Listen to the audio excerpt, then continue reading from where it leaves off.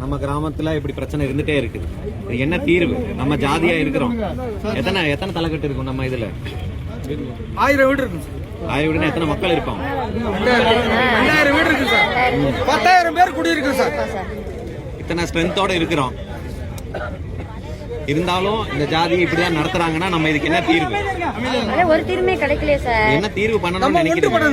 எப்படி ஒன்று எந்த கொடையில ஒன்றுபடணும்.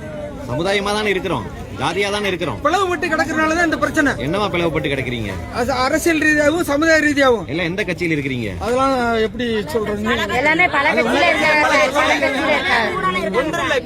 இருக்காங்க. எந்த கட்சி வந்து போராடுறீங்க? நீங்க கேளுங்க. நம்மளுக்கு இருக்கிற ஒரே பாதுகாப்பு சமுதாயமா ஒன்று கூடுறதுதான். சமுதாயமானா வெறும் ஜாதியா தான் நம்ம பல ஆயிரம் வருஷமா இருக்கிறோம். ஆனா ஜாதி ஒரு கொடையின் கீழே ஒன்று கூட்டினா மட்டும்தான் இந்த மாதிரி நடக்காம இருக்கும். இதே வந்து திருநெல்வேலியில இப்படி ஒரு ஊருக்குள்ள எப்படி 2000 பேர் இருக்கிற ஊருக்குள்ள வந்து கேச போட்டுலாம் போயிட மாட்டாங்க. விருதுநகர்ல வந்து போட்டுட்டு போயிட முடியாது. தென்காசியில போட்டுட்டு போயிட முடியாது. அங்கே இதே போல ஊரு இருக்குது. அங்கே வந்து தேவேந்திரக்குள்ள இதே போலீஸ் இதே புத்தி தான் இருக்கிறான் அவனும். இங்க எந்த போலீஸ்காரன் எந்த ஜாதியில இருக்கிறானோ அதே ஜாதிக்காரன் தான் அங்கேயும் இருக்கிறான் ஆபீசரா. ஆனா அவனால அங்கெல்லாம் வந்து அப்படி வாலாட்ட முடியாது.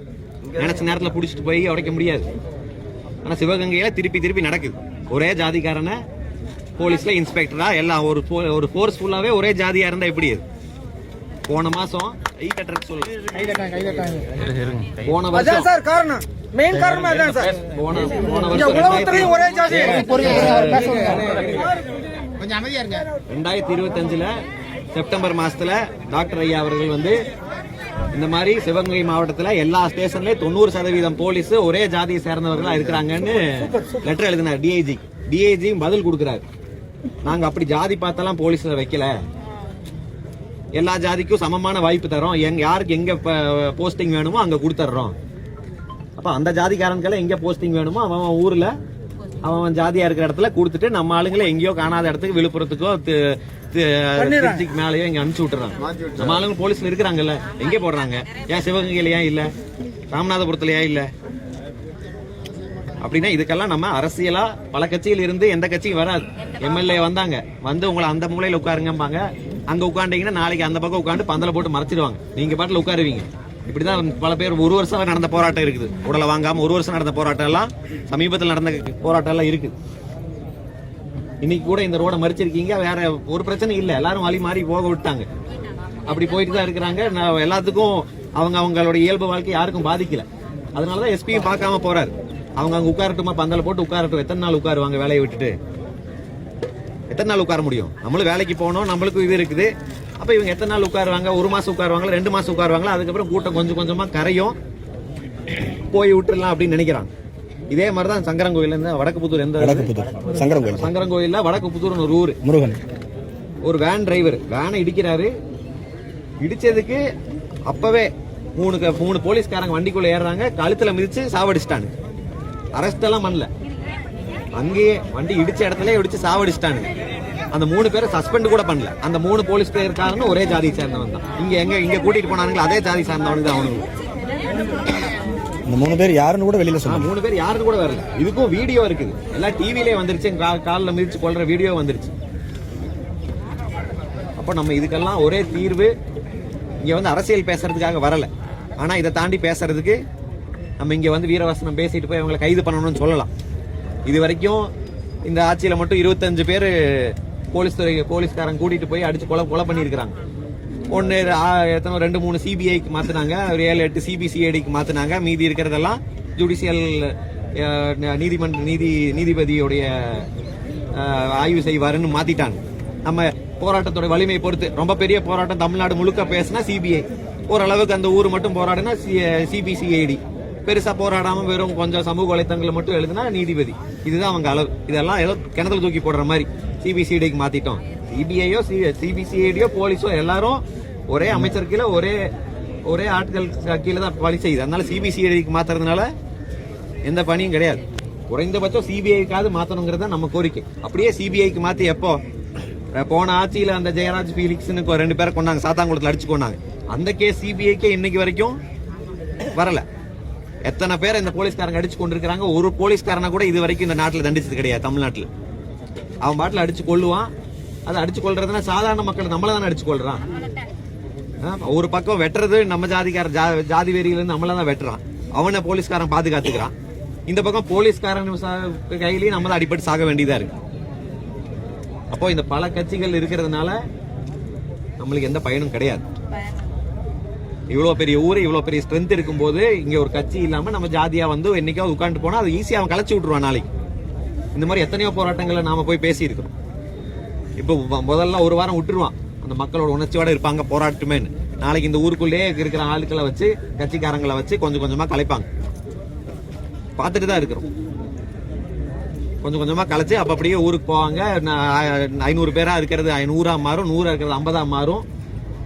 கடைசி வரைக்கும் அந்த போலீஸ்காரன் என்ன சஸ்பெண்ட் தான் பண்ணுவானே தவிர அவன் மேல எஃப்ஐஆர் போடுறதுக்கு வரவே மாட்டான். இப்படி ஒரு கொலை நடந்திருக்குது, தமிழ்நாடு முழுக்க பேசப்படுது. ஒரு எஸ்பியோ ஒரு டிஎஸ்பியோ ஒரு அரசனுடைய உயர் அதிகாரியோ ஒரு அறிக்கை கூட விடல. அந்த அளவுக்கு தாழ்வா நினைச்சிட்டு இருக்கிறான். ஒரு அறிக்கை விடுறதுக்கு என்ன, ஒரு எஸ்பி வந்து பேசுறதுக்கு என்ன நடந்துச்சுன்னு சொல்றதுக்கு என்ன, ஊடகத்துக்காவது ஒரு விளக்கம் கொடுக்கணும்ல, இப்படிதான் நடந்துச்சுங்கிறதுக்கு. பொய்யுக்கு மேல பொய். பாலத்துல இருந்து குதிச்சாங்கிறான். ஒரு இறந்தவன் மேல ஒரு மரியாதை இல்லாம பாலத்துல இருந்து குதிச்சு. உண்மையில நாங்க இப்ப அங்க மதுரை ஜிஹெச்சுக்கு போயிட்டு தான் வரோம். அதாவது என்ன ஆகணும், மருத்துவ ரீதி என்ன ஆகும்னா, கால் உடஞ்சா ஃபேட் எம்பாலிசம்னு ஆகும். அதாவது அந்த கொழுப்பு வந்து ரத்த குழாயில் ஏறி நெஞ்சில போய் அடைப்பு ஏற்படும். இது கால் உடைச்சா இல்ல, கால் போலீஸ்காரன் உடைச்சா கிடையாது, நம்மளே கீழே விழுந்தாலும் நடக்கும். அப்படி இவங்க காலை மட்டும் உடைக்கணும்னு நினைச்சிருக்காங்க. கால் உடைப்புல அது அந்த பையனுக்கு ஃபேட் எம்பாலிசம் ஆகி மூச்சு திணறல் வந்து இறந்துருக்கு. இதான் நடந்திருக்கு. அதாவது கால் வந்து எந்த அளவுக்குன்னா அது ஒரு எலும்பு இப்படி ஒரு பீஸா உடைஞ்சாலும் அப்படி நடக்காது. அது பல பீஸா உடைஞ்சாதான் அந்த மாதிரி ஃபேட் எம்பாலிசம்ங்கிறது நடக்கும். அப்படிதான் ஆகாஷுக்கு நடந்திருக்கு. அப்படிதான் அவனோட உயிர் போயிருக்கு. அப்போ அவ கால் உடைக்கிறதுனால என்ன குற்றத்தை குறைச்சிருவாங்கன்னு போலீஸ் நினைக்கிறாங்களா? இப்படி காலை உடைச்சு கையை உடைச்சு எத்தனை குற்றவாளிகளை தடுத்திருக்காங்க. நம்ம ஜாதியை கொலை பண்ண 10 கொலை 20 கொலை பண்ணாவளே இன்னைக்கு போலீஸ் பாதுகாப்போட ரீல்ஸ் போட்டு சுத்திட்டு இருக்கிறான். நீங்க பாத்திருப்பீங்க. அவனுங்கள தலைவர் ஆயிடுறானுங்க. கொலை பண்ணுனா தலைவர் சுத்திட்டு இருக்காங்க. போலீஸ் அவனுக்கு பாதுகாப்பு, பின்னாடியே துப்பாக்கி பிடிச்சிட்டு போலீஸ் பாதுகாப்புல சுத்திட்டு இருக்கிறான். அவன் கையை காலெல்லாம் ஏன் உடைக்க முடியல? ஏன் என்கவுண்டர்ல ஏன் இந்த மாதிரி சின்ன சின்ன கேஸ்? அவன் வந்து சின்ன கேஸ் பெரிய கேஸ் எல்லாம் கிடையாது. நம்ம பையன் எப்ப சிக்குவான்னு பாத்துட்டு இருக்கிறான். சிக்கினான்னா தூக்கிட்டு போய் எந்த கேஸ்னாலும் கிடையாது, இவன் காலை உடைச்சு விட்டுருவான். அப்பதான் இந்த கிராமத்தை அடக்க முடியும். இவனுங்களை இப்படியே வச்சிருக்கணும். ஒண்ணு கஞ்சா போட்டு நீ குடிச்சிட்டு படு, இல்லைன்னா வேற எதுவும் பண்ணாது, மேலையெல்லாம் வரக்கூடாதுங்கிறது நோக்கத்துல தான் இதெல்லாம் நடக்குது. இதுக்கெல்லாம் நம்ம தான் தீர்வு கண்டுபிடிச்சோம். வேற யாரும் வந்து தீர்வெல்லாம் தேட மாட்டாங்க. நீங்க சும்மா இங்க உட்கார்றதுனால எஃப்ஐஆர் போடுங்கிறதுனால எஃப்ஐஆர் அழுத்தம் கொடுப்போம். எல்லாரும் ஒன்று சேர்ந்து நிற்போம். இங்க எஃப்ஐஆர் போடணும், அந்த இழந்த குடும்பத்துக்கு வந்து இழப்பீடு தரணும். ஆனால் நிரந்தர தீர்வு ஒன்று பார்க்கும்போது இது என்னன்னு நான் சொன்னதுல உங்களுக்கு புரிஞ்சிருக்கும். அதை தான் நீங்க யோசிச்சு அதற்கானதான் நகர்வுகள் இருக்கணுமே தவிர வெறும் இந்த கேஸ் மட்டும் இது என்ன இன்னைக்கு உங்க ஊரில் நடந்திருக்குது. 25 பேர் இந்த 3 வருஷம் நடந்திருக்குதுன்னா அதுல 10 பேர் நம்ம ஜாதியை சார்ந்தவன் தான் இருப்பான்.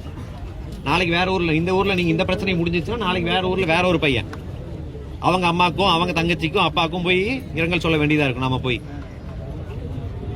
அப்ப இது தொடர் கதையா நடந்துட்டு இருக்க கூடாது. தமிழ்நாடு இங்க மட்டும் இதுக்கு மட்டும் தீர்வு இல்லை. இந்த மாதிரி போராட்டங்கள் இதுக்கு மட்டும் தீர்வு இல்லை. ஒட்டுமொத்த தமிழ்நாட்டில் இன்னைக்கு நான் தேவேந்திர குல வேளாளர் ஒரு பையன் மேல இனிமேல் கை வைக்க கூடாதுங்கிற ஒரு நிலையை உருவாக்கணும். எல்லா ஒரே ஜாதியை சேர்ந்தவங்க ஒரே போலீஸ் ஸ்டேஷன்ல ஏதோ ஜாதிக்கு பொறுக்கி சங்கம் நடத்துற மாதிரி போலீஸ் ஸ்டேஷனை மாற்றும். அது குறிப்பா இந்த சிவகங்கை மாவட்டத்துல திருப்பி மீண்டும் நடக்குது. அந்த அஜித்ங்கிற பையன் இப்பதான் செத்தாங்க. அது அவ்வளவு பெரிய இஷ்யூ ஆச்சு. அப்ப கூட ஒரு பயம் இல்லை இந்த மாதிரி திருப்பி அடிக்க கூடாதுங்கிற. அதே மாதிரி ஒரு ஸ்பெஷல் டீம் அதே மாதிரி கூட்டி கொண்டு போய் அடிச்சிருக்காங்க. அதே டீம்னாலும் அதே ஜாதி தானே, அங்கேயும் அதே ஜாதி தான். ஆனா இறந்தவர் வேற ஜாதி, இங்கே இறந்தவர் நம்ம ஜாதி. ஆனா பண்ணுறது எல்லாமே ஒரே ஜாதி தான். போலீஸா இல்ல என்னது, யாரு கண்ட்ரோல்? எஸ்பி ஐபிஎஸ் படிச்சுட்டு வந்து யாரு கண்ட்ரோல்? ஜாதி கண்ட்ரோல் இருக்கிறதுக்கு ஐபிஎஸ் படிச்சுட்டு வந்திருக்காங்க. இங்க இருக்கிற எஸ்பிக்கு தெரியாதா? டிஎஸ்பிக்கு தெரியாதா? ஐபிஎஸ் படிச்சுட்டு வந்து ஐஏஎஸ் படிச்சுட்டு வந்து ஒரு ஜாதி கூட்டத்தின் கையில ஜாதி கயிறு சொல்றாங்க. கான்ஸ்டபிளா இருக்கிறவங்க, சிறப்பு படையில இருக்கிறவங்க கையில ஜாதி கயிறு கட்டிட்டு இருக்காங்க. ஜாதி கயிறு வாகனத்துல அந்த அடையாளம். இப்படி இதுதான் போலீஸ் இருக்கிற லட்சணமா? ஒரு எஸ்பிக்கு இதெல்லாம் தெரியாதா? அவனுக்கு பிள்ளைகளை காமிக்க சொல்லுங்க, வெட்டி முன்னு காமிக்க சொல்லுங்க. அதனால இதற்கு தீர்வு நம்ம ஒன்றா நிக்க வேண்டும். ஒரு அடையாளத்தின் கீழே, ஒரு தலைமையின் கீழே நில்லுங்க. நம்ம இது போன்ற இனிமேல் நடக்கக்கூடாது. ஆகாஷ் மட்டும் கிடையாது, ஆகாஷ் போன்ற ஒவ்வொரு இளைஞர்களுக்கும். ஏன்னா இவங்க கொண்டு போய் சாவடிக்கிறவங்களுக்கெல்லாம் ஏதோ 60 வயசு 70 வயசு கிடையாது. லிஸ்ட் எடுத்து பார்த்தீங்கன்னா எல்லாரும் 25 வயசு 24 வயசு 30 வயசு 40 வயசுக்குள்ளதான். இதெல்லாம் சாகிற வயசு கிடையாது. இவங்க போய் அடிச்சு சாவடிக்காம இது நடக்கல. அதனால இதுக்கு நிரந்தர தீர்வு காண வேண்டும். அதுக்கு புதிய தமிழன் கட்சி என்றைக்கும் இந்த மக்களுக்கு துணையாக இருக்கும். நம்ம இது நியாயம் கிடைக்கிற வரைக்கும் நம்ம போராடி கொண்டு தான் இருப்போம். என்னைக்கும் நாங்கள் உங்க கூட இருப்போம்.